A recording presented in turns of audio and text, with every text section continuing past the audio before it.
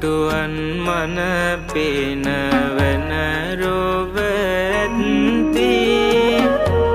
කවියන් ලොබ බාඳනා රොව ඇත්ති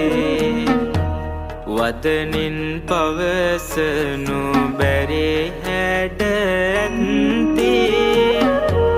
සුර අගනකේ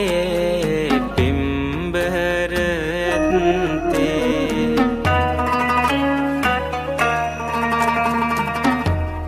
වදනින්වත්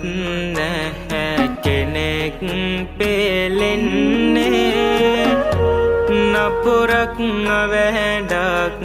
නැහැ සෙදුවන්නේ පිපුණු නෙළුම් සේ සුවඳ දෙවන්නේ උතුම් රුවන්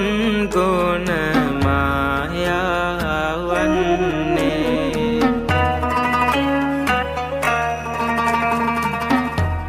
සම්බුදු බව